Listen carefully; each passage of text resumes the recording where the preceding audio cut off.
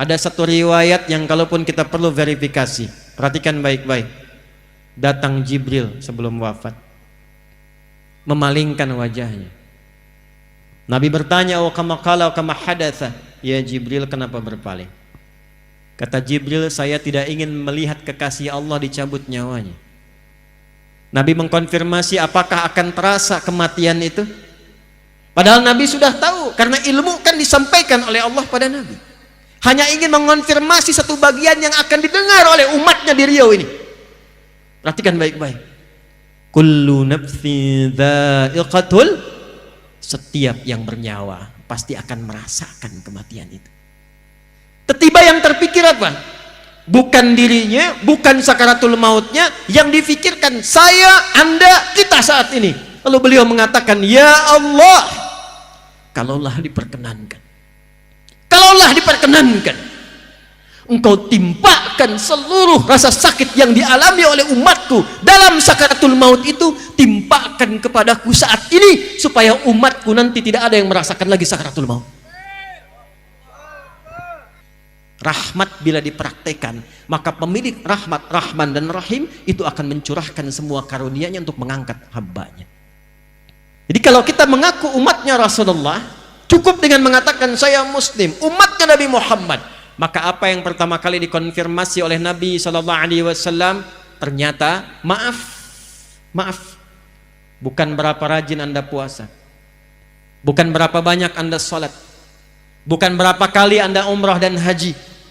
Yang pertama kali dikonfirmasi, Quran surah ke-21 ayat 107. Kita biasakan dengan Quran supaya tidak ada yang bisa menolak dan mengelak. Yuk kita baca. Wa ma arsalnaka illa rahmatan lil. Wa ma arsalna. Kita bahas pakai na-nya dulu.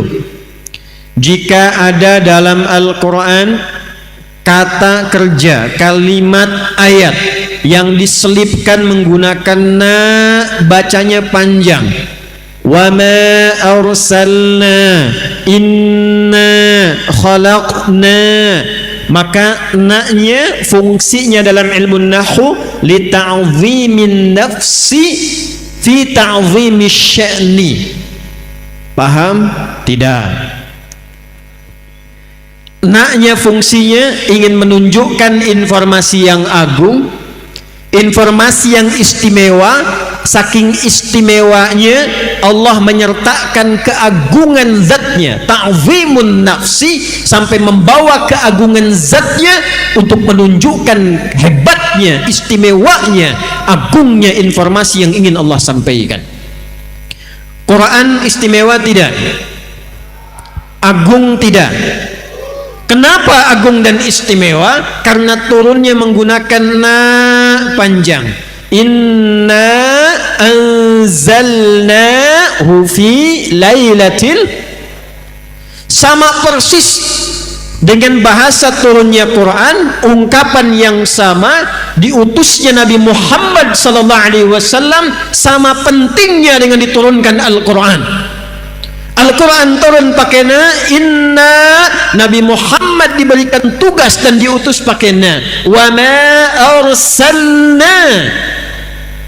Dan demi keagunganku, demi keagungan zatku, kata Allah, tidaklah aku mengutus seorang nabi yang teragung. Jadi ketika Nabi Muhammad SAW diutus dan kalimat dalam Qurannya, ayatnya menggunakan na, memberikan kesan nabi ini lebih agung dibandingkan dengan nabi-nabi lainnya, lebih istimewa dibandingkan dengan nabi-nabi lainnya. Adam istimewa, tapi ketika dipilih oleh Allah, kalimatnya cukup menggunakan istafa. Nuh istafa, Ibrahim istafa, keluarganya Imran sampai Isa alaihi salam istafa. Ali Imran ayat 33, innallaha astafa Adam wa Nuha wa ala Ibrahim wa ala Imran 'alal 'alamin. Nabi Muhammad tidak.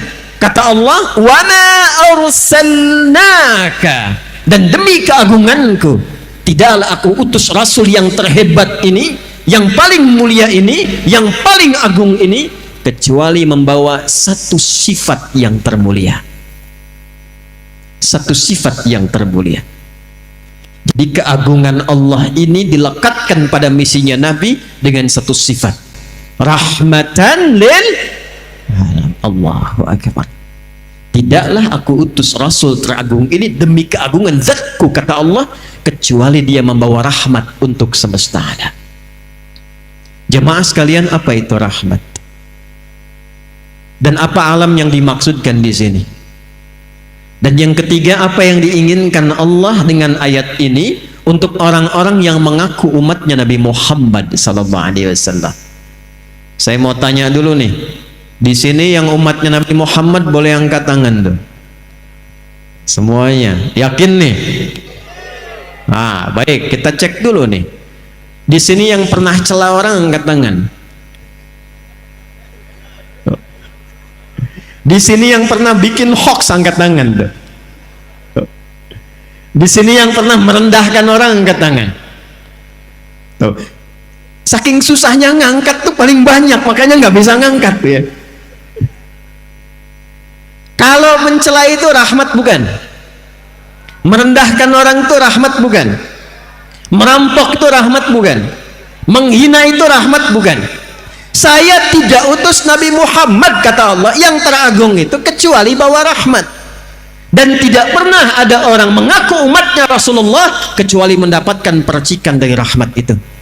Itulah yang sekarang coba kita akan kaji. Pulang dari sini, insya Allah setiap kita berubah menjadi pribadi yang dirahmati oleh Allah Subhanahu wa ta'ala. Cukup dengan amin, kita ngaji dulu tuh. Ayo, satu, kita mulai pelan-pelan. Bismillahirrahmanirrahim. Gak usah diikuti. Saya mau mulai pelan-pelan. Satu, apa itu rahmat? Dua, apa itu al-alamin? Dan yang ketiga, apa ciri-ciri orang yang mendapatkan rahmat sebagai umatnya Nabi Muhammad sallallahu alaihi wasallam? Satu kali, coba dicek di hadis Muslim nomor hadis 2539 yang meriwayatkan sahabat Nabi dulu agamanya Majusi, kemudian bingung dengan Majusinya, dia pindah kemudian masuk Kristen, lalu mendengar ada seorang mengaku Nabi di satu kota Yathrib yang berubah menjadi Madinah 3 tahun sebelum Nabi wafat, tepatnya tahun 7 Hijrah. Berangkatlah orang ini namanya Abdus Syams untuk mengkonfirmasi.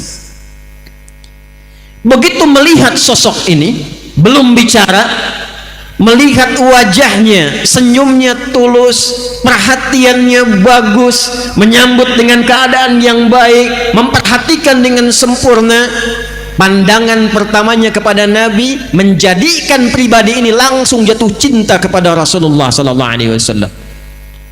Tanpa diminta masuk Islam, tanpa diajak, tanpa diceramahi, asyhadu an la ilaha illallah wa asyhadu anna Muhammadar Rasulullah. Sosok ini masuk Islam, lalu dirubah namanya oleh Nabi dari Abdus Syams menjadi Abdurrahman. Ini sanad ilmu, boleh merubah nama kalau dari nama yang dibawa itu tidak membawa sifat dan makna yang baik, atau namanya bertentangan dengan sifat dan keagungan Allah Subhanahu wa ta'ala. Ada di antara sahabat-sahabat Nabi yang dirubah namanya langsung oleh Nabi bila terkait dengan satu makna yang tidak baik, atau kedua bertentangan dengan sifat Allah Subhanahu wa ta'ala. Abdus Syams, hambanya matahari, kata Nabi, anta Abdurrahman, hambanya Allah yang penuh dengan rahmat.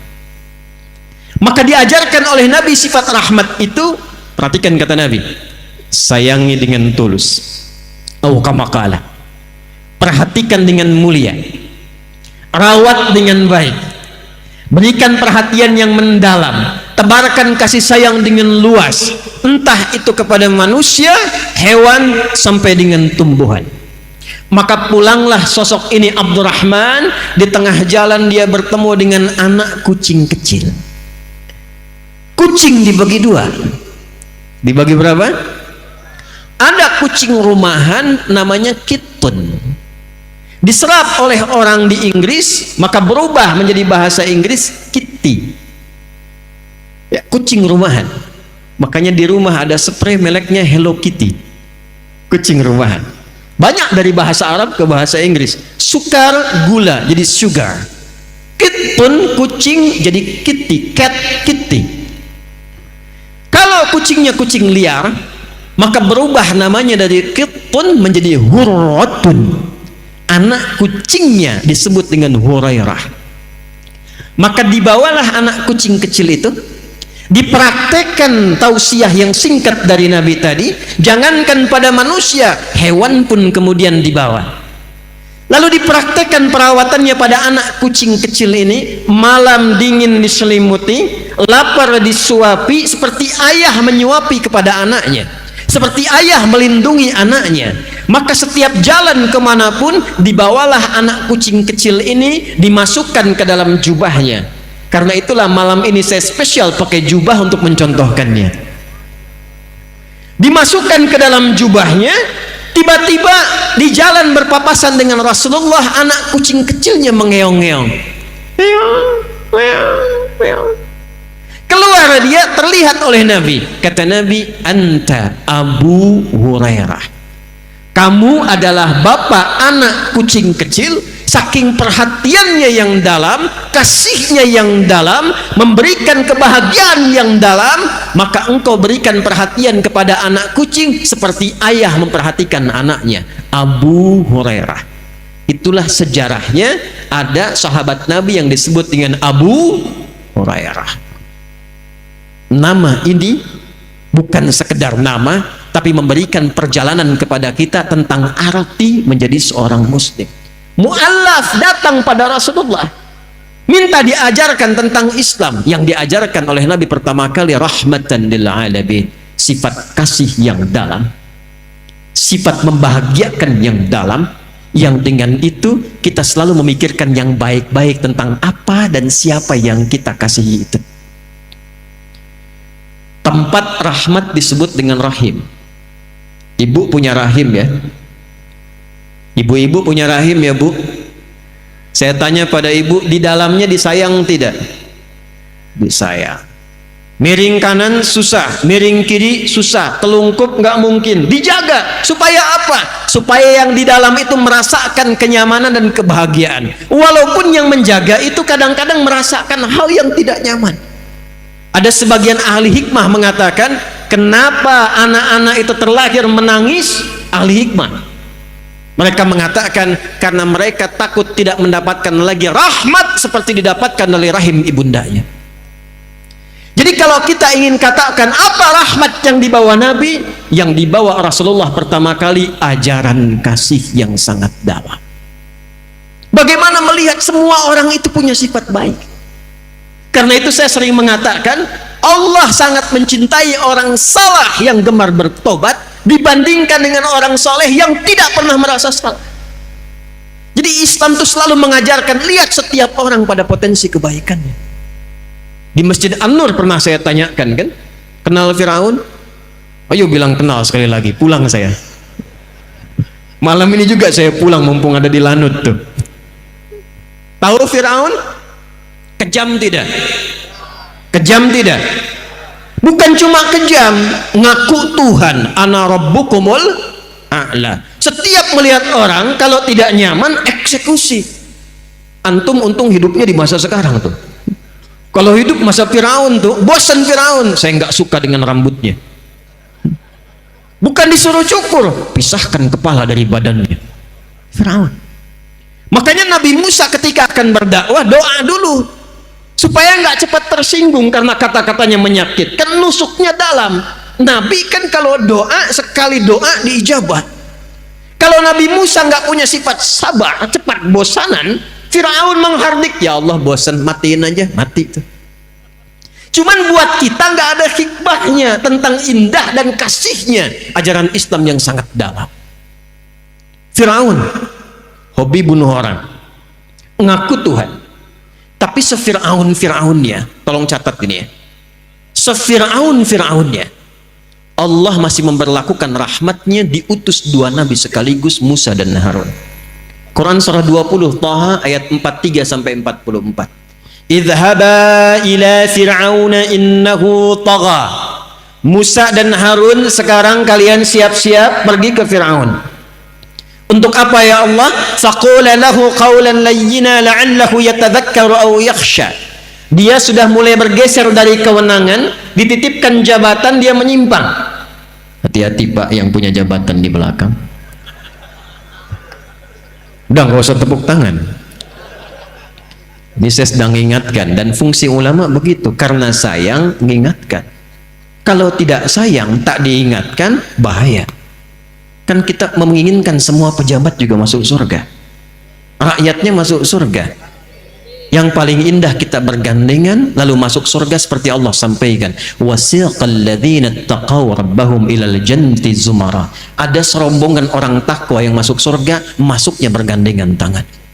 Saya menginginkan ketika Allah tetapkan, misal Adi Hidayat dengan izin Allah, kalau Allah izinkan masuk, saya pengen tangan kanannya gandeng Pak Muhammad Nurdin, tangan kirinya gandeng Pak Muhammad Iqbal, ya, yang lainnya ikut sama-sama dengan jamaah bareng-bareng. Kan itu yang kita inginkan. Karena itu kalau ada pejabat kami beri masukan, jangan marah ya Pak, karena sayang. Dan cara memberikan masukan pun mesti pakai rahmat, bukan teriak-teriak, merendahkan, menghina, menjelek-jelekan, bikin hoax. Itu bukan tipikal umat Nabi Muhammad. Seburuk-buruknya Fir'aun, seburuk-buruknya, kata Allah, ini punya jabatan, ada setannya, setan khusus menggoda pejabat. Nanti kalau lain waktu saya kesini lagi, materinya bikin khusus Pak, fikih setan. Tuh. Ada 9 jenis setan, 9 Anda bayangkan Bu, di rumah tangga ada setan khusus Bu, tugasnya memecah belah suami istri, namanya Dasim, perempuannya Dasimah. Betul, saya tidak bohong, ada di Al-Baqarah ayat 102, yufarriquna bainal mar'i wa zawji. Ibu belum nikah, suami ibu yang paling cantik lihatnya ibu, habis nikah istri orang paling cantik Bu, digambarkan. Karena itu bagaimana nanti konsisten mendapatkan kenyamanan dalam rumah tangga, ada fikihnya. Di jabatan juga ada setannya. Tapi perhatikan baik-baik, kata Allah, Musa Harun ini ada potensi Fir'aun, kedudukannya diselewengkan. Engkau aku tugaskan, perhatikan baik-baik, bukan ingin menurunkan jabatannya, datang kepadanya, sampaikan dengan lemah lembut supaya ia kembali pada kewenangan yang baiknya dan memberikan putusan-putusan yang bermaslahat. Faqula lahu qawlan layyina, katakan kepadanya dengan lemah lembut. Jadi yang paling indah dalam Islam, tidak ada satupun kemudian ajakan, tidak ada satupun arahan untuk menjatuhkan seseorang dari kekuasaannya, tapi berikan nasihat yang lembut untuk menyadarkannya supaya kembali pada kebaikan. Hati-hati di jabatan, ada peluang untuk menyeleweng, tapi datang kemudian fungsi ulama, luruskan dengan penuh kesantunan dan kebaikan. Turun, faqula lahu qawlan layyina, katakan dengan lemah lembut. Saya mau tanya pada Anda, ini yang di depan Anda semua Fir'aun bukan? Fir'aun bukan? Bukan. Muslim bukan? Fir'aun Muslim bukan? Fir'aun bukan Muslim, belum beriman dan tidak beriman, pongah, ngaku Tuhan, kasar sikapnya. Diturunkan Musa dan Harun utusan, katakan yang lemah lembut. Kita, saya, Anda sama-sama Muslim, Allah tugaskan dan amanahkan dengan tugas-tugas berbeda. Ada yang pemimpin, ada yang pebisnis, ada yang arsitek, ada yang ulama, ada yang di kebun, ada yang berbisnis, semua beragam dan mengaku muslim. Kalau pada non muslim saja ayat Quran datang untuk menanamkan rahmat, maka bagaimana dengan sesama muslim? Turun ayat, innamal mu'minuna ikhwah. Sepanjang seseorang mengaku dan mengatakan dia beriman, Maka kata Al-Quran, posisikan orang beriman itu sebagai saudara sebapa. Punya adik, punya kakak, pernah mencela kakak, pernah mencela adik. Enak gak saat mencela adik? Enak tidak saat mencela kakak? Tidak. Posisikan saudara-saudara seiman seperti adik dan kakak kita sebapa. Nabi Adam alaihissalam. Siapa yang keturunan Nabi Adam angkat tangan? Kita semuanya. Nah, sepanjang kita disebut dengan Bani Adam 7 kali dalam Al-Quran. Kenapa disebutkan 7 kali? Salah satu hikmah hitungannya supaya 7 hari di dalam sepekan kita menerbahkan rahmat dalam kehidupan semesta alam.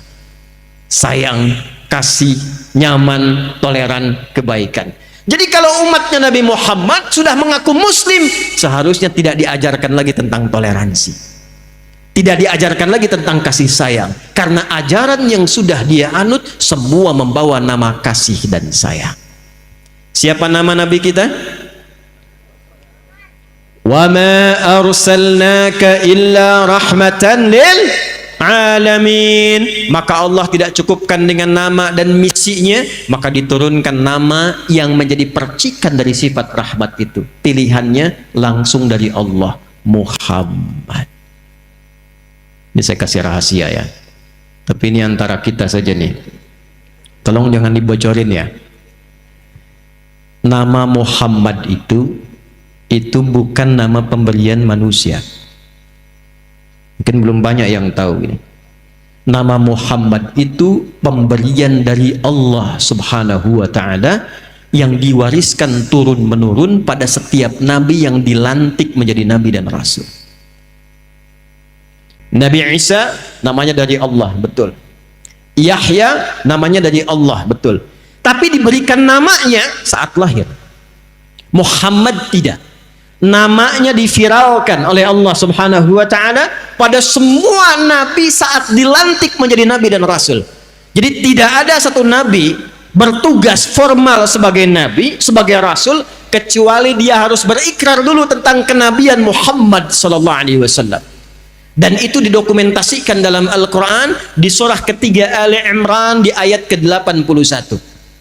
Wa idh akhadha rabbuka min bani adama min zuhurihim dzurriyyatahum. Perjanjian kita dengan Allah Al-A'raf 172. Perjanjian manusia biasa dengan Allah Al-A'raf 172. Perjanjian Nabi dengan Allah pindah Ali Imran 81. Wa idh akhadallahu mitsaqan nabiyyina. Dan pahami, pelajari, ingat-ingat, ketahui ketika Allah mengambil komitmen perjanjian dengan semua nabi yang bertugas di bumi, semua nabi. Jadi ada anbiya, ada nabiyin, itu beda. Surah ke-21 di Quran surah apa namanya? Al-Anbiya. Kalau disebutkan anbiya itu artinya beberapa nabi. 3, 4, 5 anbiya. Kenapa disebut surah Al-Anbiya? Karena di dalamnya ada pelajaran tentang kehidupan beberapa nabi. Tapi kalau kita ganti jadi semua nabi yang pernah bertugas di bumi, diurut dari Nabi Muhammad sampai ketemu ke Nabi Adam alaihissalam, semua nabi, maka ganti kalimatnya dari anbiya menjadi nabiyin. Apa namanya? Nabiyin. Wa idh akhadallahu mitsaqan nabiyyin. Dan pelajari, pahami, ketahui ketika Allah mengambil perjanjian dengan semua nabi saat dilantik menjadi nabi. Lama ataitukum min kitabin wa hikmatin thumma ja'akum rasulun musaddiqun lima ma'akum latu'minunna bihi wa latansurunnah. Qala aqrartum wa akhadtum ala dhalikum isri qalu aqrarna qala fashhadu wa ana ma'akum minasy syahidin. Kata Allah, aku lantik engkau jadi nabi sekarang, tapi engkau harus komitmen. Bila engkau bertugas bersamaan dengan hadirnya nabi terakhir yang mulia, Muhammad, maka kalian harus menolongnya, membelanya, dan ikut ajarannya. Itu disampaikan oleh Allah sejak nabi pertama bertugas di bumi sampai nabi terakhir dan rasul terakhir Isa alaihissalam. Karena itu nama Nabi Muhammad itu tersebut di semua kitab-kitab yang dibawa oleh semua nabi. Dalam Taurat ada, Di Injil ada. Dari mana taunya? Abdul Muttalib, kakeknya Nabi, melakukan perjalanan dengan 3 orang sahabatnya. 1 Sulaiman, 2 Khailullah bin Hajij, 3 ada yang bernama Himran. 3 orang ini bersama Abdul Muttalib melakukan perjalanan ke Syam. Datang ke Syam, bertemulah dengan seorang pendeta Kristen, rahib pada masa itu. Maka ditanya, kalian dari mana? Kata Abdul Muttalib, kami dari Mekah. Tempatnya di sini, posisinya di sini. Kata pendeta ini, perhatikan baik-baik. Akan datang dari tempat kalian seorang nabi terakhir, nabi yang istimewa, namanya Muhammad. Namanya siapa? Muhammad. Jadi di masa-masa lalu namanya sudah ada, namanya Muhammad. Maka 4 orang ini sepakat, kalau nanti mereka punya cucu lahiran, orang pertama yang punya cucu akan diberi nama dengan Muhammad, warisan dari nama yang disampaikan pendeta tadi, yang sanadnya tersambung sampai dengan ke atas. Maka ternyata yang punya anak duluan putranya Abdul Muttalib, namanya Abdullah, dan lahirlah dari Abdullah itu, dari rahim istrinya Aminah radhiyallahu taala anha, lahir seorang anak diberi nama siapa? Muhammad. Jadi bukan nama biasa. Pertanyaannya, apa artinya Muhammad? Tuh. Apa kaitan dengan moderat dan toleransi? Apa kaitan dengan rahmat? Muhammad itu bentuk superlatif, sirah mubalaghah dari kata Mahmud. Saya senang bahas nama ini karena dan lanut dengan Pak Kapolda Muhammad namanya tuh. Ya, nanti kita lihat contohnya langsung, termasuk kita deh. Mahmud, jika ada orang punya sifat baik secara sosial, maaf, 1 sifat saja, jujur tapi kurang sabar, itu Mahmud. Oh, jangan tunjuk orang Mahmud ente. 1 sifat, konsisten di 1 sifat baik, yang lain belum. Tapi kalau Anda ingin gabungkan semua sifat baik secara sosial, sabar, jujur, suka menolong, sopan, lemah lembut, penuh senyum, gabungkan jadi 1 sebagai sifat kasih yang dalam dari pancaran rahmat, maka jadikan namanya dari Mahmud menjadi Muhammad. Kenapa Nabi ini disebutkan dengan nama Muhammad? Ingin memberikan gambaran yang sesuai dengan misi yang dibawa. Wa ma arsalnaka illa rahmatan lil alamin. Kumpulan sifat rahmat itu bila diteruskan dalam pergaulan kehidupan kita secara sosial, maka namanya disebut dengan Muhammad. Dan nama itu nggak pernah ada di lingkungan jahiliyah pada masa itu. Abu Lahab ada, Abu Jahal ada, Zaid ada, Usama ada, Muhammad tidak ada. Jadi ketika diberi nama oleh Allah dengan Muhammad, ingin memberikan kesan, tidaklah Nabi ini bergaul dengan siapapun dalam kehidupannya kecuali membawa contoh kemuliaan dan kebaikan. Balik ke hadis Muslim, nomor hadis 2539 tadi, riwayat sahabat Abu Hurairah. Beberapa sahabat datang kepada Nabi berkata begini, ya Rasulullah, tolong doakan sama Allah supaya mengazab dan melaknat orang musyrik itu, katanya. Udah didakwahin gak mau masuk Islam juga, dibaik-baikin masih ngejahatin juga. Ya Rasulullah, mohon angkat tanganmu, mohon doakan pada Allah supaya mengazab mereka. Apa jawab Nabi? Perhatikan baik-baik. Innama bu'ithtu rahmatan wa ma bu'ithtu la'anan. Aku ini diutus membawa rahmat, aku diutus membawa ajaran kasih, aku diutus untuk mengajar kebaikan, bukan untuk laknat orang. Muhammad. Allahu Akbar, salat depan Ka'bah, ruku. Begitu ruku, datang orang iseng naruh kotoran di punggung Nabi. Kotoran cukup banyak. Saya tanya antum deh ya, kalau sedang sholat ditaruh kotoran di belakang tuh, di punggung kita taruh kotoran, kira-kira kalau kita tahu orangnya, apa respon kita? Loh, ketawa aja, selesaikan. Bangun Nabi, selesai. selesai sholat cukup dibersihkan kemudian dan dimaafkan oleh Nabi Shallallahu Alaihi Wasallam. Alasannya sederhana, karena dia naruh kotoran itu bukan karena benci, karena tidak tahu tentang status Nabi. Yang paling tinggi lagi nih, Nabi datang ke Taif. Tahu Taif? Ya, lampu merah sonoan dikit tuh. Ya. Di Mekah diusir, datang ke Taif, sekampung Taif diprovokasi satu orang. Anak-anaknya keluar, remajanya keluar, dewasanya keluar, dia bawa batu lempar Nabi. Sampai perisai hidupnya Zaid, ya, anak adopsinya Nabi itu sudah terluka parah. Dibawa Nabi mundur, istirahat di bawah pohon, datang dua malaikat penjaga gunung. Ini nggak tanggung malaikat nih.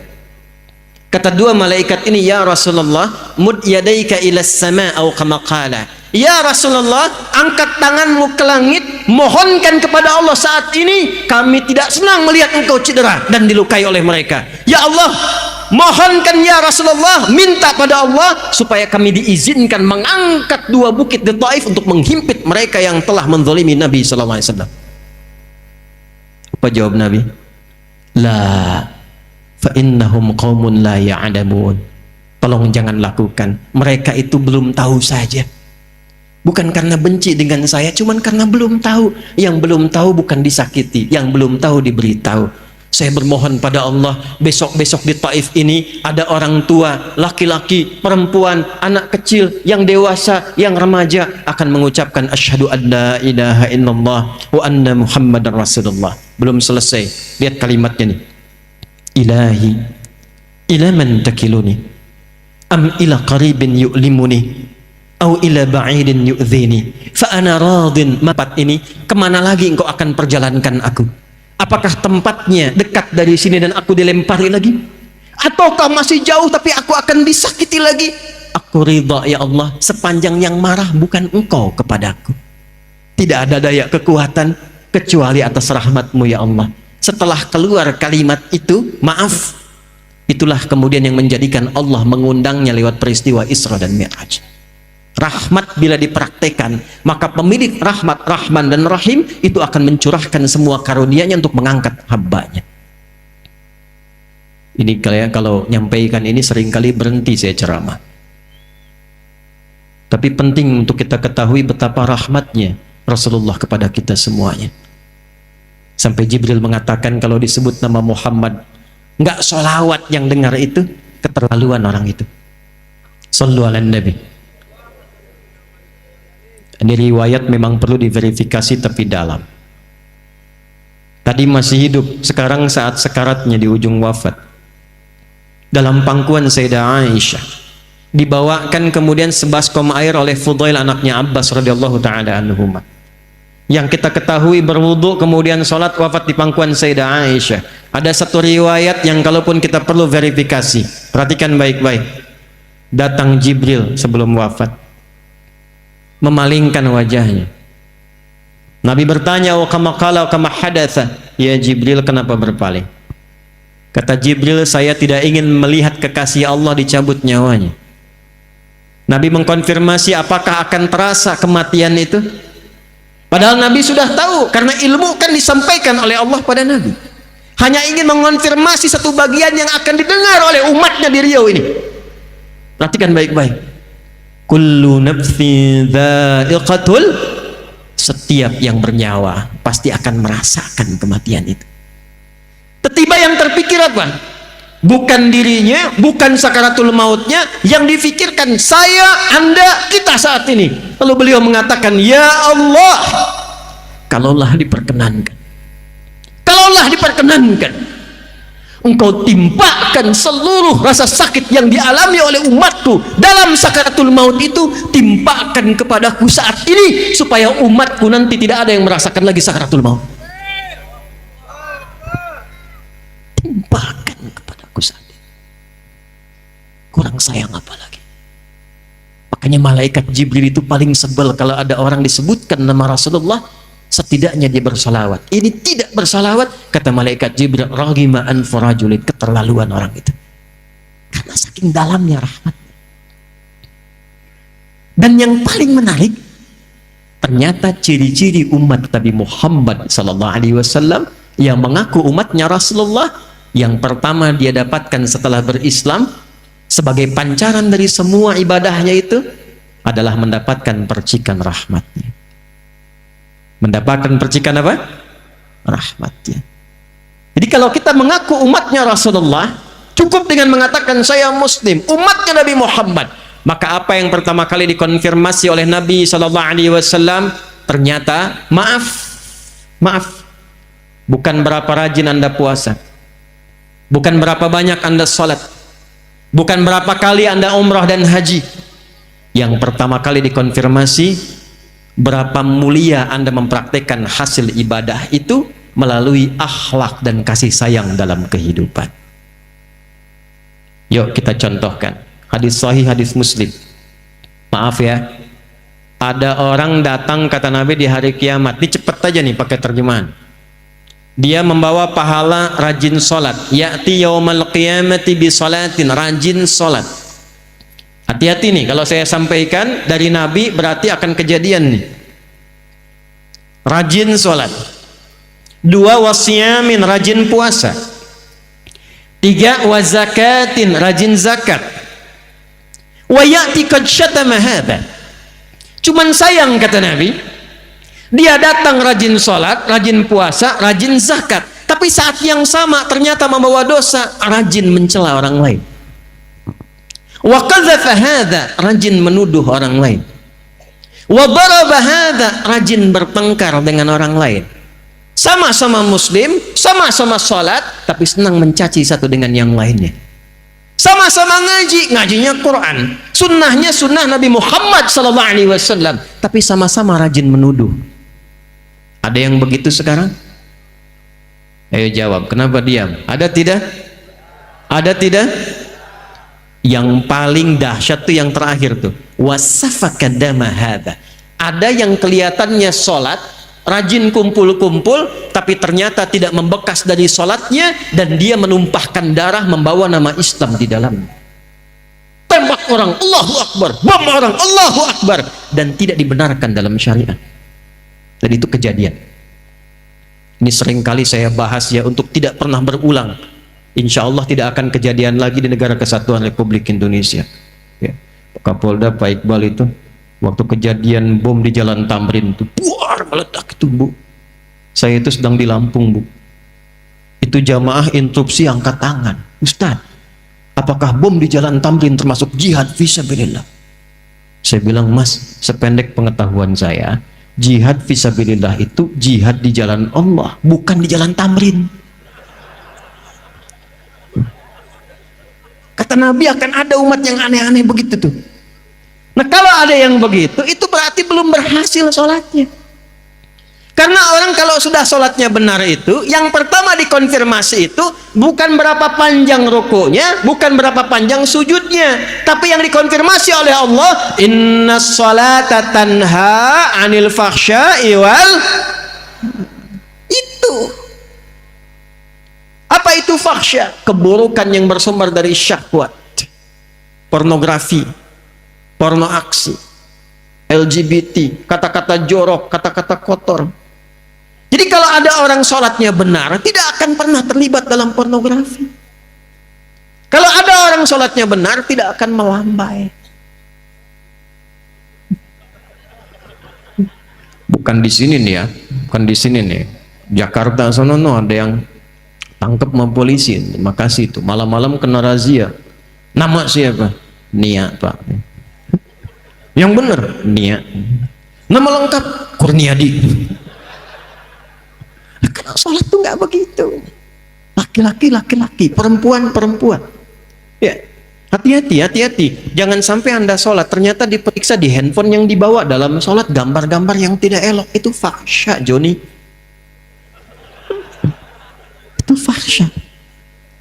Jadi nggak mungkin ada orang sholat melanggar ketentuan sholat, keluar dari rahmat, berbuat fahsya. Itu mustahil. Zina fahsya, selingkuh fahsya. Betapa banyak sekarang orang ketangkap karena selingkuh. Paling sebel begitu masuk ke pengadilan pakai kerudung,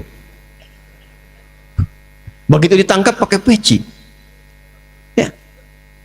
Dan ini yang pertama kali dikonfirmasi. Orang sholat itu pasti pancaran pertamanya rahmat. 2, mungkar. Keburukan yang diingkari oleh hati, sumbernya maaf, nafsu perut dan akal. Menipu, mungkar. Bikin hoax, mungkar. Berselisih, mungkar. Merampok, mungkar. Membunuh, mungkar. Korupsi, mungkar. Yang dicek oleh Allah pertama kali konfirmasinya, sekali lagi, bukan berapa panjang Anda rukuk dan sujud, berapa banyak Anda menebarkan rahmat selepas sholat. Karena itu sholat ditutup dengan kalimat rahmat, damai, tenang, tentram. Assalamualaikum warahmatullahi wabarakatuh. Assalamualaikum warahmatullahi wabarakatuh. Karena kita dalam setiap gerakan sholat dilatih 3 hal. 1, menebarkan salam. 2, menebarkan rahmat. 3, menebarkan berkah. Jadi mustahil ada orang sholat korupsi. Tangan tahiyat tuh nggak mungkin dipakai maksiat. Malu tiap hari jari telunjuk nih pakai tahiyat. Bahkan ada yang gerak-gerak begini tuh. Nanti kita belajar ya, kita belajar. Jangan dikit-dikit bid'ah, dikit-dikit salah ntar ya. Ya, kita belajar. Intinya tangan tahiyat, telunjuk pakai sholat tahiyat. Ada yang lurus, ada yang begini, ada yang gerak-gerak. Dipakai sholat. Apa nggak malu telunjuk ini digunakan maksiat? Hati-hati pas sekda tuh ya, teman yang lain. Lagi ada proyek tawaran, datang orang mengatakan, Pak, ini kan ada renovasi. Kami ikut Pak, Bapak tunjuk langsung fee-nya 10 miliar. Oh. Mau Pak?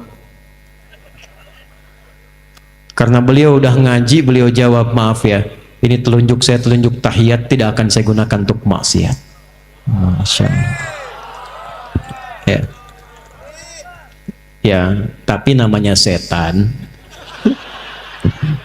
Dia nggak kenal putus asa. Antum bari takbir aja digoda.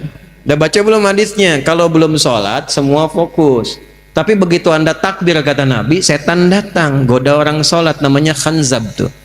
Kata Nabi, dia tanamkan semua hal yang tidak ingin diingat jadi ingat. Anda kan tadi pas takbir isya udah beda kan, ustadznya bener ada nggak gitu kan? Tadinya nggak begitu, jadi begitu takbir muncul semua. Artinya apa? Setan kadang melampaui itu. Tolak. Jari saya jadi tahiyat tidak akan pernah dipakai maksiat. Balik lagi dia. Rapat balik, Pak. Nambah katanya Pak, 20 miliar. Bentar deh saya istikharah dulu. Nggak boleh ada istikharah dalam maksiat Pak. Ya. Istikharah. Nah itu perilaku itu ada. Apa yang terjadi? Jangan main-main tuh. Hadis Muslim, standar kedua dalam sahih di bidang hadis, Bukhari dan Muslim, sahih. Maka apa yang terjadi? Maaf ya, maaf nih. Kalau ada orang sholat lalu mencela dan nggak tanggung-tanggung yang dicela imamnya tuh. Begitu keluar tuh imamnya belagu banget tuh, baru lulus dari pesantren aja Yasin. Padahal maghrib sholatnya misalkan. Itu maaf tuh. Kalau ada orang sholat lantas mencela orang lain, itu pahala sholatnya langsung ditransfer kepada yang dicela itu. Jadi masya Allah tuh, enak tidak dicela, pengen ditransfer. Ini baru pulang umrah nih, habis umrah misalnya, maaf nih, ya membanggakan diri, menzalimi orang. Zakat, habis zakat misalnya mengangkat status, merendahkan yang dizakati. Ya izin Pak, ini saya ada zakat, memang nggak banyak, cuma 25 juta. Oh Pak, terima kasih banyak Pak, semoga Bapak berkah. Enggak, ini kan dari Allah saja. Ini kan kewajiban saya, Bapak kan miskin. Misal. Memang keluar tapi nyakitin. Itu terima uangnya. Saat Anda menerima itu, Anda mendapatkan plus transferan pahala zakat dia pada Anda. Itu begitu seseorang berbuat baik dalam amalan ritual, berbuat buruk secara sosial, terjadi transfer pahala kepada yang dizalimi. Fa in faniyat hasanatuhu, jika habis bekal baiknya, ada sisa menzalimi orang, dibawa keburukan orang itu ditimpakan kepadanya, faturiha finnar, maka dilemparkan ke dalam neraka, disebut oleh Nabi al-muflis, orang bangkrut. Jadi perkara rahmat itu bukan perkara asing bagi kita. Perkara berbuat baik itu bukan perkara yang sederhana, tinggi. Sampai semua ibadah ritual itu ukuran akhirnya adalah nilai-nilai kebaikan yang kita pancarkan dalam kehidupan. Jadi kalau temanya moderat, kita itu udah khatam. Karena semua ayat Qur'annya mengarahkan kita kepada aspek-aspek kemuliaan. Yo, satu sudah tuh. Muhammad tadi sudah kita bahas. Disebut Muhammad dan kita mengaku umatnya Nabi Muhammad, praktekkan ajaran kasih kepada siapa? Lil alamin. Apa lil alamin di sini? Saya percepat. Semua alam. Semua manusia alam bukan. Hewan alam bukan. Tumbuhan alam bukan. Allahu Akbar. Orang Islam itu bukan hanya baik sama manusia, pada hewan dan tumbuhan pun baik. Yuk, saya cek pelan-pelan ya. Di sana banyak tumbuhan ada. Tadi lewat tumbuhan kan? Boleh nggak nginjak sembarangan? Boleh nggak nyabut sembarangan? Nih, yang saya gambarkan bukan yang itu. Yang ingin saya gambarkan dalam suasana damai saja nggak boleh ya. Yang mau saya gambarkan suasana perang yang sedahsyat-dahsyatnya. Yang paling dahsyat. Tidak ada kasih sayang, tidak ada kebahagiaan.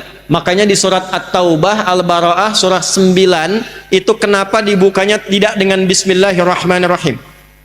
Semua surat pakai Bismillahirrahmanirrahim. Cuma surah At-Taubah satu-satunya yang tidak dibuka dengan Bismillahirrahmanirrahim. Tapi Bismillahirrahmanirrahim tetap jumlahnya 114. Karena yang tidak ada di At-Taubah diganti di An-Naml ayat ke-30. Wa innahu min Sulaimana wa innahu bismillahirrahman. Kenapa At-Taubah nggak pakai Bismillahirrahmanirrahim? Karena At-Taubah itu izin membela diri saat diinvasi, saat diserang, saat dijajah. Datang pasukan mau menghancurkan Nabi di Madinah, turun izin bela diri, disebut dengan jihad. Tapi karena dalam jihad praktek militer itu ada peperangan, tak ada rahmat Allah, tak ada kasih sayang dalam perang, maka tidak dibuka dengan Bismillahirrahmanirrahim. Silahkan tanya pada para pertempur ini, ada nggak dalam perang pakai kasih sayang? Izin nembak ya, dol. Sakit nggak? Maaf ya, nggak ada begitu. Ada bidik-bidik, kunci-kunci, tembak-tembak, nggak ada kasih sayang. Cuman sedahsyat-dahsyatnya perang, maaf, dalam Islam tuh aturannya ketat, jangan cabut tanaman. Di mana ada aturan itu? Dalam perang, jangan mencabut tanaman sembarangan. Jangan menginjak tanaman-tanaman yang sedang tumbuh bagus. Dalam perang, Anda bayangkan. Maka kalau dalam perang saja tidak dibenarkan kita menghilangkan rahmat pada tumbuhan, bagaimana dosanya orang yang menggunduli hutan dalam suasana damai? Bagaimana dosanya orang yang menyebabkan banjir bandang karena menggunduli tidak dikembalikan pada sifat yang baik lagi? Itulah sebabnya kenapa menanam pohon itu begitu banyak pahalanya. Saya senang kalau lihat TNI Polri tanam pohon, itu pahalanya banyak. Karena gambaran dari rahmat. Jadi Islam itu jangankan pada manusia, tumbuhan dijaga. Hewan. Tahu kambing? Tahu kambing? Tahu kambing? Disembelihnya dijatuhkan dulu atau dibiarkan berdiri sembelih? Jatuhkan dulu. Jatuhkannya lemah lembut atau kasar? Oh, masa? Lihat wajah-wajahnya nggak pede itu. Huh? Lihat dalam Islam sampai diajarin zikirnya. Teman-teman tinggal buka YouTube, klik ya cara menenangkan kambing sebelum disembelih. Itu ada, tutup dengan telinga ke matanya, bacain depannya, tidur kambingnya. Kalau sapi bacain tenang, jatuhkan lembut, jatuh sendiri. Dalam Islam cuma diajarkan. Yang paling hebat, tajamkan pisaunya sebelum penyembelihan. Kata Nabi, tajamkan pisaumu supaya tidak menzalimi hewan yang akan disembelih itu. Dan dipastikan sekali tarik selesai, bukan digorok-gorok begini. Dan hebatnya, tajamkan pisaumu dan tidak dilakukan di depan hewannya. Awas Idul Adha tuh, jangan sampai terjadi diasah depan kambingnya. Sabar ya, ini bentar nih, paling sebentar klik habis. Ini saya lihat ada aja habis disembelih, kepala kambingnya kasih rokok. Mana oknumnya sini tuh? Itu menghilangkan rahmat. Anda bayangkan hewan. Dan betapa banyak ada orang dapat ampunan Allah karena hewan dan dapat azab karena hewan. Pernah dengar ada seorang perempuan, maaf Bu ya, bukan ibu yang di sini nih. Ya. Seorang perempuan yang dihukum di neraka gara-gara menyiksa kucing. Pernah dengar kisahnya? Miara kucing sengaja tidak diberi makan, dizalimi, tidak diberi minum, hanya diperhatikan sampai datang mautnya. Direspon oleh Nabi dengan kalimat yang sangat luar biasa dahsyat. Akan diperlakukan serupa ia di neraka. Tapi sebaliknya, seorang perempuan malam yang divonis oleh manusia-manusia dengan perempuan yang kotor, perempuan yang bernajis, taubat hanya karena seekor hewan yang lekat dengan najis di dalamnya. Karena anjing kehausan. Perhatikan indahnya ajaran Islam. Anjing kehausan di ujung sekaratnya, dalam keadaan mencari minum, ditemukan oleh seorang perempuan malam, datang lewat. Ada kisah mengatakan dia mengambil bagian dari selop sepatunya, ada yang mengatakan dia mengambil benda di sampingnya, lalu mengambil air ke sumur, diminumkan ke anjing itu sampai dia segar kembali. Begitu itu dilakukan dengan ketulusannya karena Allah, lewat anjing hidup lagi, diterima taubatnya oleh Allah. Dia belajar dari anjing itu. Anjing yang najis saja, yang dihukumi haram, dikecam oleh manusia, kadang disebut najis, dia bisa mulia dan hidup kembali. Maka saya pun ketika diburuk-burukan, dijelekkan, dinajisi oleh orang, pasti ada peluang untuk bertobat. Lewat anjing jadi taat. Bukankah ada satu hewan yang disanjung dalam Al-Quran, anjing di surah Al-Kahf itu? Dan disebut sebagai anjing yang dihidupkan dan bisa menikmati surga. Jadi bagaimana Islam mengatur? Pada tumbuhan bagus, pada hewan baik, maka pada manusia yang derajatnya lebih tinggi daripada tumbuhan dan hewan seharusnya lebih daripada itu. Itu poinnya. Dan yang paling utama, sifat rahmat itu dicontohkan dulu sesama muslimnya, baru keluar. Ya, Muhammadur Rasulullah. Quran surah ke-48 ayat 29. Muhammadur Rasulullah walladzina ma'ahu asyidda'u 'alal kuffar ruhama'u bainahum. Ruhama, pemilik rahmat. Kata Allah, sifat umatnya Nabi Muhammad itu sesama umat Nabi Muhammad, sesama muslim, dia tebarkan rahmat. Bukan menebarkan perselisihan, bukan menebarkan cemoohan. Nah, seringkali terjadi perselisihan dan cemoohan itu babnya satu, karena kurang pengetahuan. Allahu Akbar. Bismillahirrahmanirrahim. Bid'ah nih, keluar dari saf. Harusnya tidak pakai basmalah, harusnya langsung Alhamdulillahi Rabbil Alamin. Cuma persoalan bismillah antara keras dengan pelan dengan silent, tiba kemudian tidak saling kenal. Assalamualaikum. Beda manhaj. Tuh, hati-hati, babnya ilmu. Maka apa yang harus dilakukan? Satu, setelah kita mengerti sifat umat Nabi Muhammad yang disebut dengan Muhammad, maka yang kedua, pelajari ilmu-ilmu yang terkait dengan rahmat itu. Ada ilmu yang terkait dengan ibadah, ada ilmu yang terkait dengan muamalah. Jangan bertengkar pada urusan ibadah yang furu'iyah. Yang pokok kita luruskan, sepanjang sama-sama pokok, muslim, nabinya Nabi Muhammad, kiblatnya masih ke Mekah, Tuhannya Allah, rukun Islamnya 5, rukun imannya 6. La ilaha illallah Muhammad Rasulullah, nggak ada penyimpangan, saudara. Kalau kelihatan beda, dia bismillahnya kencang, yang ini bismillahnya sir, yang ini nggak ada, cek. Kok bisa Nabi dikeraskan? Kok bisa Nabi disilentkan? Kok bisa Nabi nggak baca? Oh, begitu dilihat riwayatnya 70 hadisnya.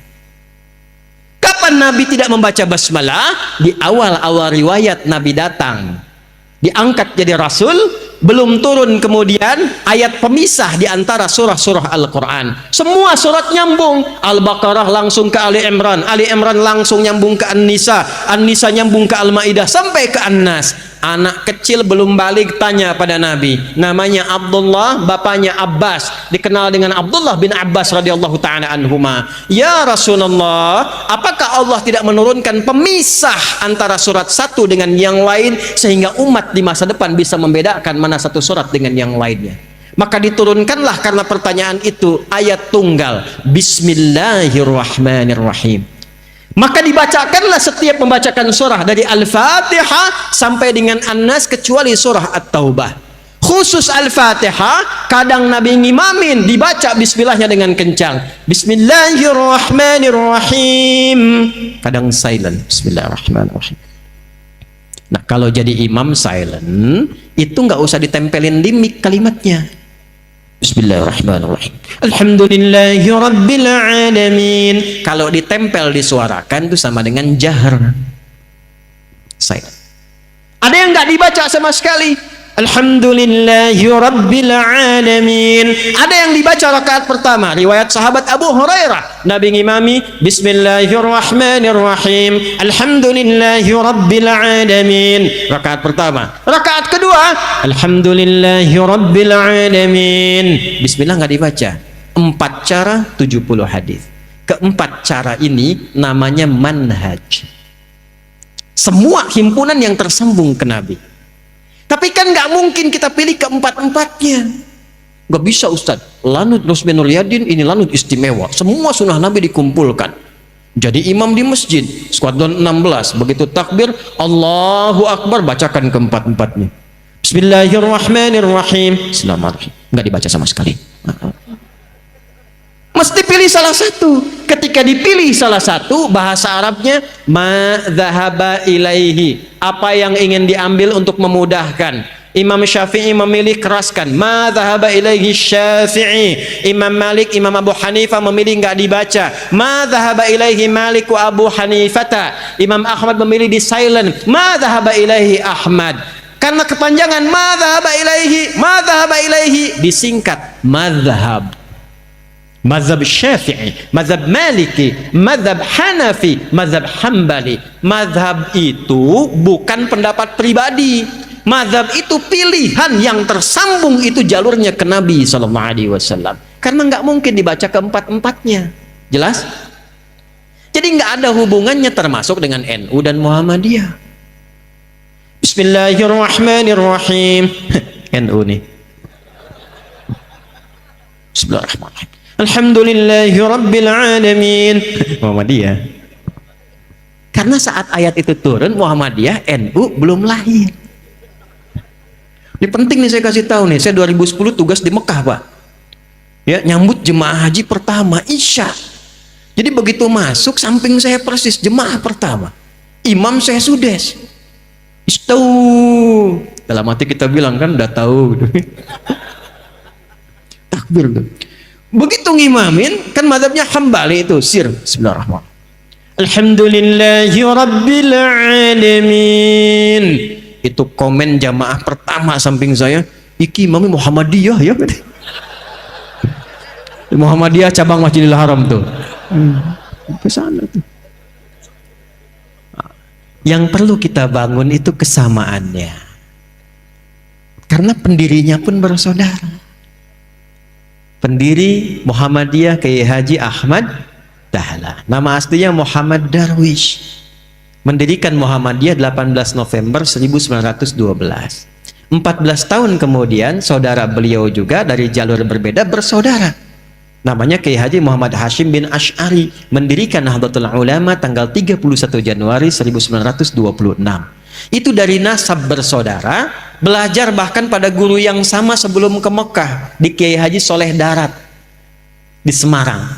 Berangkat ngajinya di tempat yang sama, ngaji di Syekh Ahmad Khatib Al-Minangkabawi atau As-Sambasi, ada yang mengatakan demikian. Ngaji di Syekh Nawawi Al-Bantani. Kemudian satu memperdalam di Turath, lalu mengarang 19 kitab. Ya, dari mulai Adabul Alim wal Muta'allim, Risalah Ahlussunnah wal Jamaah, kemudian An-Nurul Mubin fi Mahabbati Sayyidil Mursalin, 19 kitab. Itu saya baca, saya pelajarin, saya hafalin tuh. Yang satu lagi mempraktekkan isi kitab, pulang-pulang dipraktekkan. Ini baca, ara'aital ladzi yukadzibu bid-din, fadzalikal ladzi yad'ul yatim wa la yahuddu 'ala ta'amil miskin. Langsung praktekkan, bikin panti yatim. Panti yatim bikin rumah sakit. Jadi dakwah yang satu di aspek praktikal, yang satu pada teori klasikal. Itu kalau digabungkan sempurna, kuat, kokoh, dan jadi penopang bagi NKRI kita. Itu yang kita harapkan. yang satu mengaji, yang lain ikut. Kenapa yang ini baca ini? Pelajari ilmunya. Dengan paham ilmu itu bertambah wawasan kita. Oh, mengerti kita. Kalau ini kunut, ini dalilnya. Kalau ini tidak kunut, ini dalilnya. Imamnya yang kunut, yang belakang kata Syekh Ibnu Shalih Al-Utsaimin, mufti Saudi Arabia yang telah wafat. Syekh bin Bas, mufti Saudi Arabia yang telah wafat. Mazhabnya Hambali, kata mereka berdua, kalau ada imamnya kunut, kita bermakmum, dan kita tidak kunut, imamnya kunut, ikut imam, aminkan. Allahumma hdina fi man hadait, amin. Wa'afina fi man afait, amin. Kalau ada imamnya tidak kunut, yang di belakang biasa kunut, bermakmum di belakang imam dan imamnya tidak kunut, ikuti dan tidak perlu sujud sahwi. Jelas? Jika depan imamnya kunut, aminkan, jangan baca yang lain-lain. Allahumma hdina fi man hadait, bid'ah.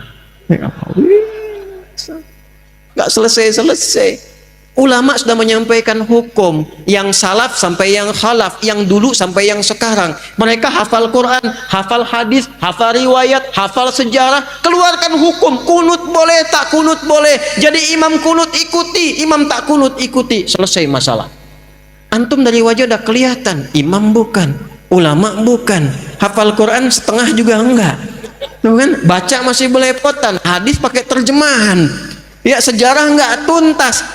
Lalu bisa memberikan fatwa, cita-cita masuk surga, ente siap? Bawaannya ribut terus. Yang kunut benar, yang tak kunut benar, yang salah yang tidak sholat subuh. Gitu. Paham? Jadi bab ilmu itu sangat penting. Ini bab ibadah. Jadi mulai sekarang saya minta, saya mohon, ngajinya yang tuntas. Kalau bisa tingkatkan kualitas. Kalau takbir sampai salam saja, betul, bagus, sah sholat, pahala dituliskan. Tapi barokahnya sholat kita nggak dapat. Apa barokahnya itu? Membuat kita semakin lebih baik.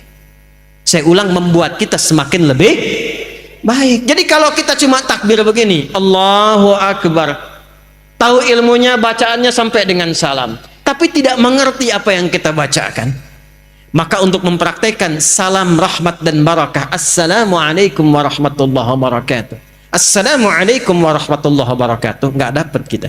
Pahala dituliskan, prakteknya minim dipraktekkan. Itu yang menjadikan orang sholat lisannya masih kasar, orang sholat tangannya masih berbuat maksiat satu-satu. Kalau besok-besok saya sholat, contoh nih, maaf ya, maaf, angkat tangan begini apa maksudnya? Kenapa mengucapkan Allahu Akbar? Kenal Abu Bakar enggak?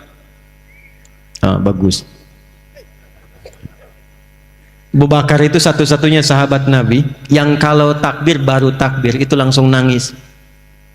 Makanya waktu Rasul tunjuk jadi imam, beliau katakan, ya Rasulullah, jangan saya ini orangnya perasa, takutnya malah enggak khusyuk, makmumnya nanti sulit ikutin saya. Kata Nabi, udah, kamu ini banyak protes imam. Kenapa? Karena beliau berusaha memahami bacaan yang dibacakan. Lihat baik-baik. Allahu Akbar. Angkat tangan ke belakang, buang urusan dunia ke belakang, jangan bawa-bawa dalam sholat. Ini yang menyebabkan seseorang sering tidak khusyuk dalam sholat, karena dunia dibawa dalam sholat. Lisannya Allahu Akbar, tapi maaf, dalam sholatnya handphone Hu Akbar. Allahu Akbar, tang ting tung ting tang ting tung tang ting tung, batalin sholatnya, angkat, halo, bentar lagi sholat. Jauhkan, buang dunia, pasrahkan. Tapi yang penting apa? Anda, saya, kita berikrar dalam sholat, ya Allah, hanya Engkau yang paling agung, yang aku agungkan. Tapi dalam kehidupan, bahkan sebelum sholat, kadang aku merasa agung dibanding yang lain, sombong dibanding orang lain, merasa paling berilmu, merasa paling punya uang, merasa paling punya kedudukan. Padahal dalam sholat pun bisa Engkau wafatkan saat ini, ya Allah, aku taubat, ya Allah, aku taubat. Makanya setelah takbir langsung dia mengatakan, Allahumma ba'id baini wa baina khatayaya kama ba'adta bainal masyriqi wal.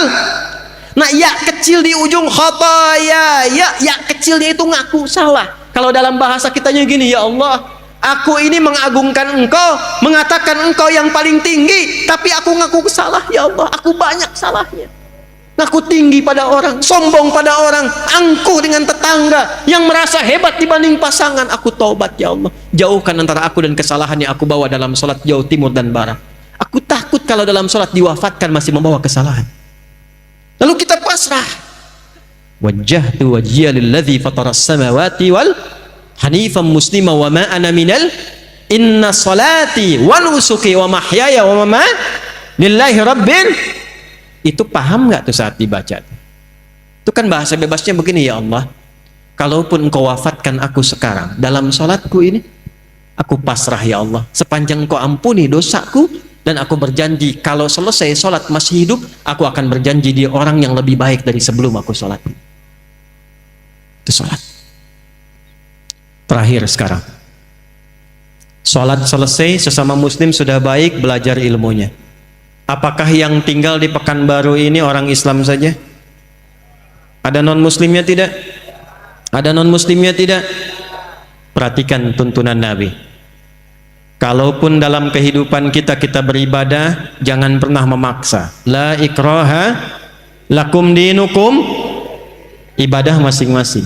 Tapi ketika diatur hubungan muamalah, interaksi sosial dalam kehidupan, di pekerjaan, bertetangga, berkebun, Anda menemukan di dalamnya bukan hanya orang Islam tapi non-muslim, maka hukumnya berlaku universal bersama-sama. Diatur dari yang paling kecil sampai yang paling besar. Yang paling kecil, Anda tinggal di komplek, ada orang Islam, tetangganya non-muslim, Nabi samakan semua hukumnya. Hukum makanan, hukum senyuman. Senyum kepada yang muslim, senyum pada non-muslim. Anda ketemu tetangga yang muslim senyum, yang non-muslim nggak senyum. Kok nggak senyum, Pak? Maaf ya, ibu kafir sih. Oh, Masya Allah. Itu dicatat oleh malaikat dosa tuh. Tulis. Senyum Anda pada orang Islam harus sama dengan senyum Anda pada non-muslim. Jika ke orang Islam senyumnya 100%, pada non-muslim senyumnya 100%. Izin komandan. Hati-hati nih. Di TNI, di Polri, Jati, di pengadilan, mohon izin, di kantor-kantor, nggak semuanya orang Islam. Mesti adil. Kalau memang yang layak promosi jabatan non-muslim, promosikan. Kalau yang layak yang muslim, promosikan. Tapi tanamkan nilai-nilai kebaikan, nilai-nilai keadilan, sehingga ketika ditanya, dan terima kasih, bukan terima kasih, Islam yang mengajarkan saya untuk bersikap adil dalam tugas saya. Ketika itu dilakukan, maka dia kenal Islam. Kalau kemudian kenal dan memahami lantas mengucapkan asyhadu an la ilaha illallah wa asyhadu anna muhammadar rasulullah, itulah pahala yang melekat pada amanah kedudukan. Pada Anda yang tidak punya kedudukan tapi bertetangga, Allahu Akbar. Ingat hadis ini, siapa yang masak makanan baunya sampai ke tetangga, maka bagilah tetangga itu walaupun hanya hafal yang ini nih kuahnya. Jadi ini biasa masak sop ayam, ayamnya dia makan, kuahnya dikasih tetangga. Tetangganya tanya, kenapa kami dikasih kuah? Hadis Nabi, Pak. Ini korban terjemahan nih. Maksud Nabi, nanti besok-besok itu orang banyak kreatif bikin bumbu-bumbu. Memang yang dimasak itu cuma, maaf sekali, singkong, tapi bumbunya bumbu rendang. Diambil dari Bukit Tinggi, bikin rendang singkong. Bumbunya rendang, yang dimasaknya apa? Bagi tetangga supaya nggak salah persepsi. Dikiranya memang betul rendang, ternyata rendang bagi. Tapi hadisnya belum selesai. Saya pengen tanya, apakah Nabi pernah mengatakan kalau tetangga Anda muslim saja? Tidak, nggak ada redaksinya begitu. Makanya ratakan, bikin rendangnya, kirimkan ke setiap tetangga yang bisa dibagi. Jangan dilewat yang non muslim. Yang Islam bagi, Pak Haji bagi, Bu Haji bagi, Bu Ustadz bagi, tetangga biasa bagi. Tiba-tiba pastor keluar, Pak kayaknya enak rendangnya. Emang sih Bapak sih salah, tokoh kafir. Nggak boleh. Dosa tuh. Itu ahli-ahli dapat pahala, langsung tulis dosa, coret.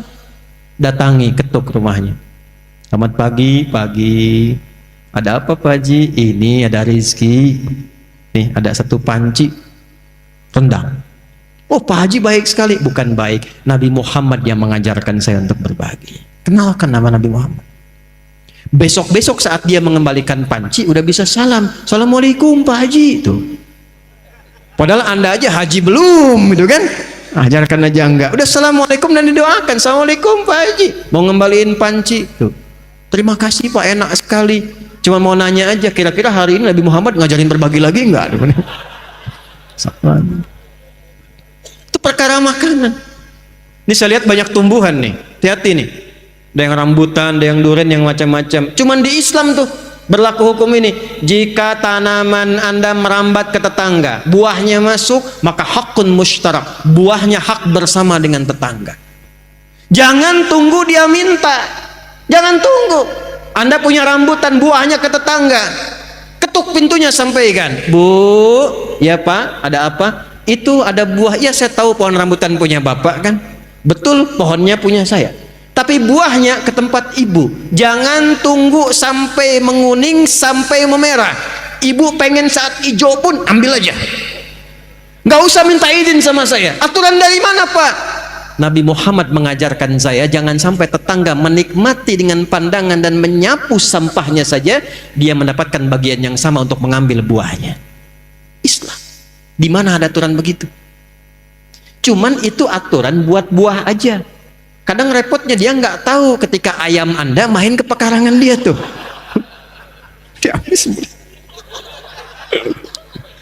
Besok dia datang, Pak, Nabi Muhammad tuh berkah banget ya, ayam Bapak enak banget nih. Nah, saya menginginkan suasana begini nih antara umat Islam itu. Jadi kita internal diperbaiki, sama orang-orang sekitaran kemudian berbuat baik. Jaga itu sampai wafat. Jaga itu sampai wafat. Karena kita nggak tahu kapan kita pulang. Mungkin pulang malam ini. Kenapa pada diam ini? Kan udah gelap banget tuh. Ya, senang tidak kalau pulang? Yakin? Senang tidak? Dibilang senang takut malam ini gitu ya. Dibilang tidak ya pulang. Maaf ya, ini hukum psikologi nih. Di mana-mana semua orang pulang itu senang. Nih saya tanya nih, kalau habis Lebaran, mau Idul Fitri, mau pulang kampung, senang tidak? Senang kan? Besok Lebaran kita mau pulang, saking senangnya kita cari bekal kan?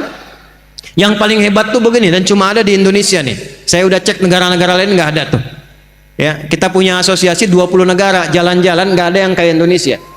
Disiapin jauh-jauh hari, tiket-tiket kereta habis, bis-bis makin naik dibeli juga. Yang paling hebat, ada orang yang menyiapkan bekal, pulangnya pakai motor bebek, bekalnya singa. Tahu nggak? Motor bebek tapi bekalnya singa, dus tambah. Begitu lewat dus pelepah pisang, tambah lagi satu lagi. Kumpulkan banyak. Kenapa? Ketika saya tanya, karena Ustadz saya senang mau pulang. Dan saking senangnya dia tuliskan di belakang pakai kardus, dia tulis dekat knalpotnya itu, sayang aku pulang. Lalu dia telepon ke kampungnya, aku pulang hari ini. Yang di kampung Allahu Akbar, cek rumah karena ada yang mau pulang. Disediakan makanan, yang nggak ada diada-adakan. Yang paling klasik, maaf, yang luarnya itu kaleng biskuit isinya rengginang. Saya nggak sebut nama karena endorse. Kaleng biskuit isinya rengginang. Tasik banyak ya Bu ya, itu paling banyak. Kenapa? Karena senang ada yang pulang. Jadi setiap pulang itu biasanya senang kalau siap bekalnya. Itu poinnya. Saya tanya waktu satu kali, kenapa Anda nggak pulang mudik? Nggak ada bekal Ustaz. Sifat pulang senang kalau ada bekal. Kalau sedikit bekal, tak ada bekal, tak siap pulang.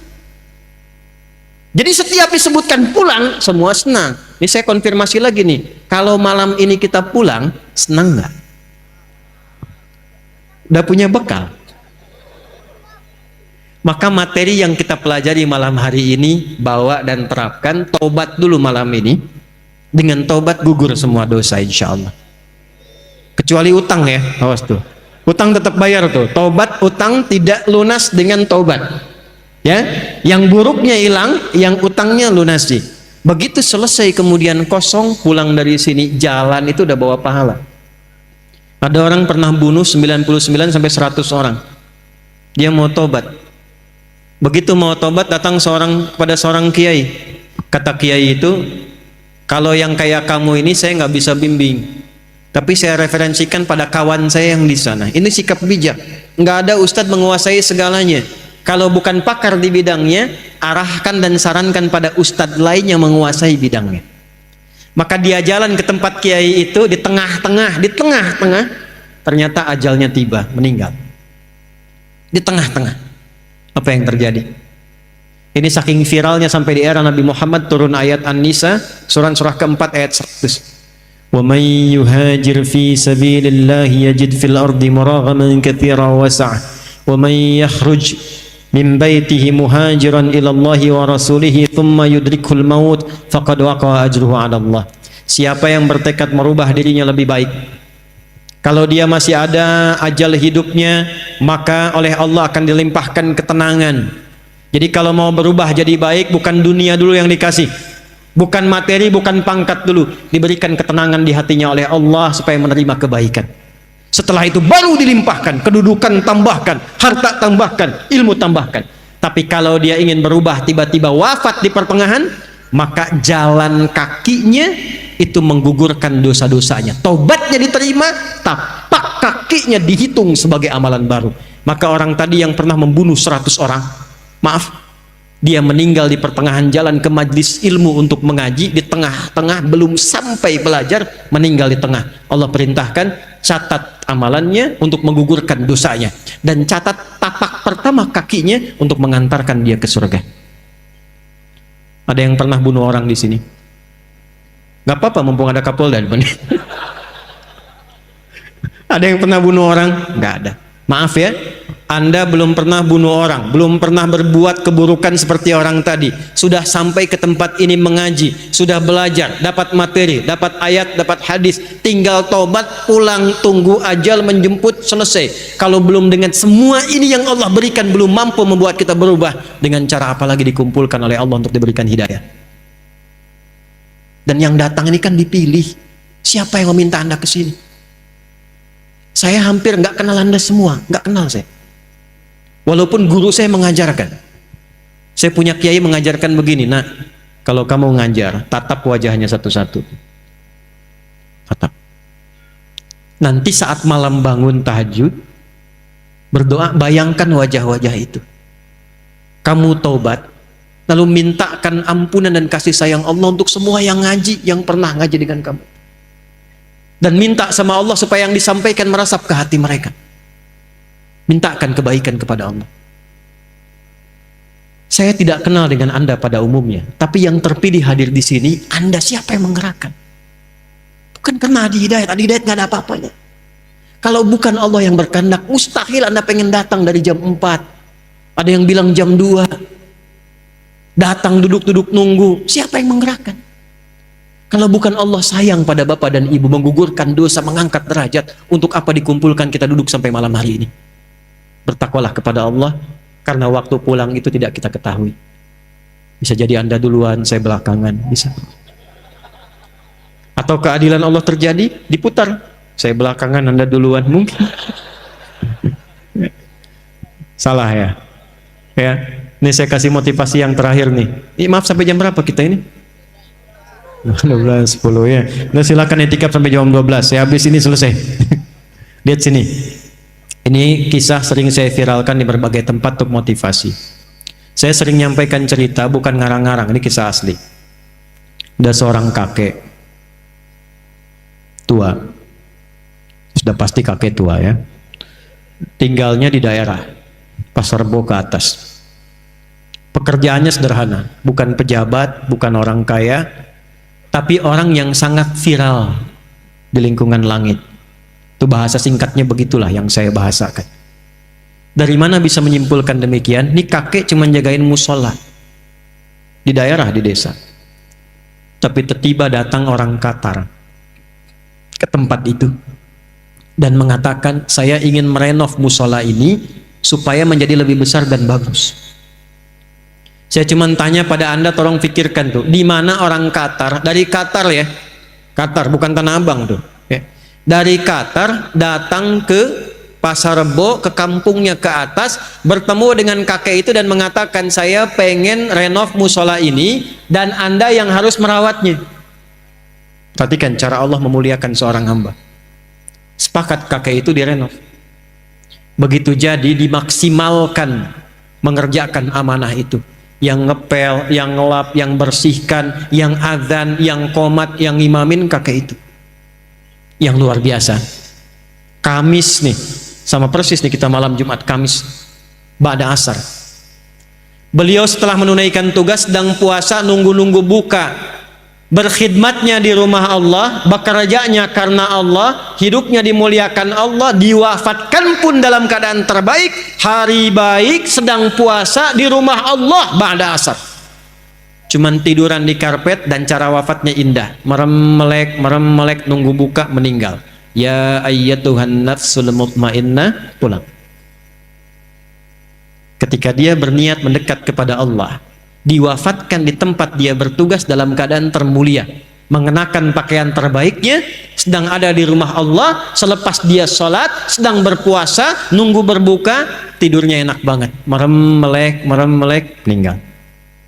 Tuh hati-hati belakang tuh, saya lihat ada yang merem melek tuh ya. Lihat itu. Maka saya mau katakan setelah ini kita berdoa, pulang ke tempat masing-masing, istiqomah di jalan Allah.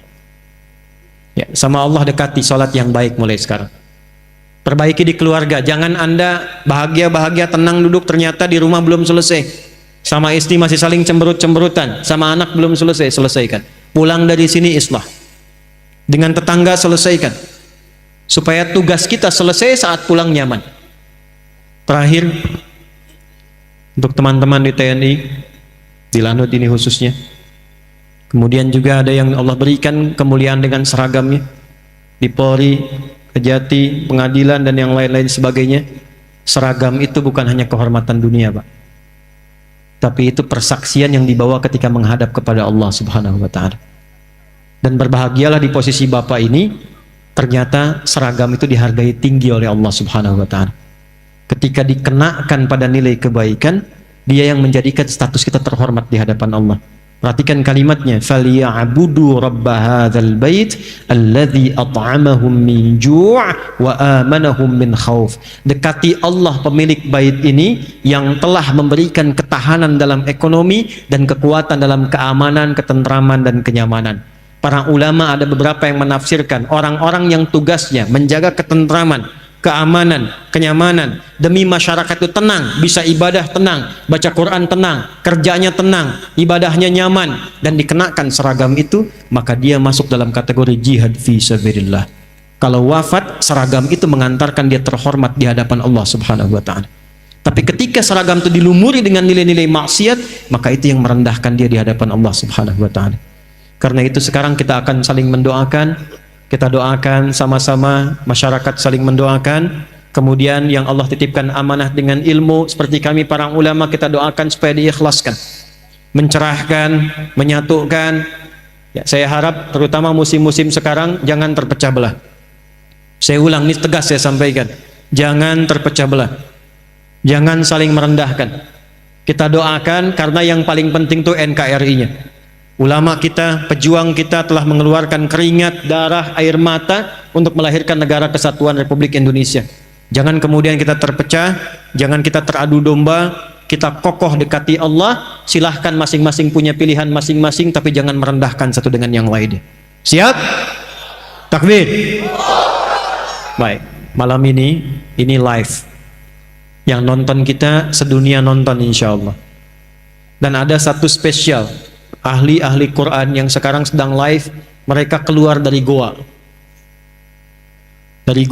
di Sulawesi. Kami punya program pendidikan untuk calon imam, calon khatib, calon da'i.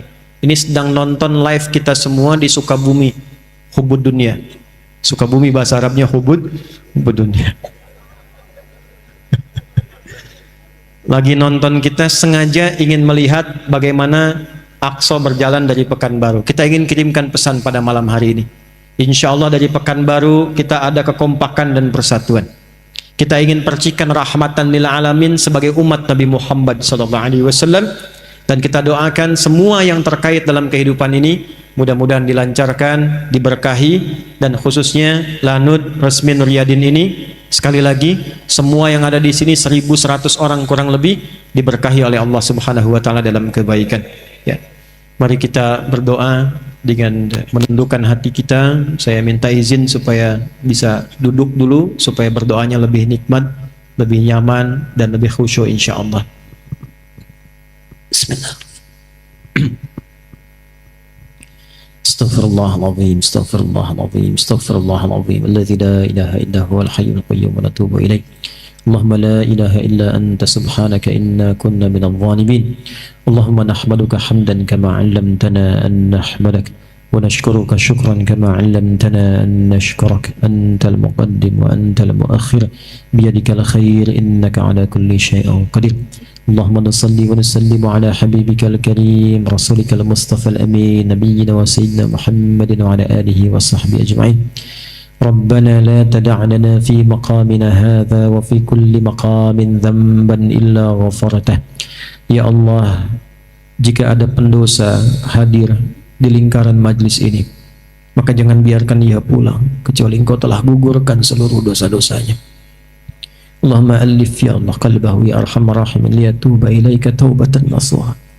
Ya Allah, kalau ada pelaku maksiat di tempat ini, mohon sentuh hatinya, lembutkan jiwanya agar mau bertobat sebelum ia wafat dan kembali kepadamu ya arhamar rahimin. Wala hamman illa farajtah. Jika ada di antara jamaah yang datang membawa kegelisahan, jangan biarkan ia pulang kecuali Engkau telah tenangkan keadaan hatinya.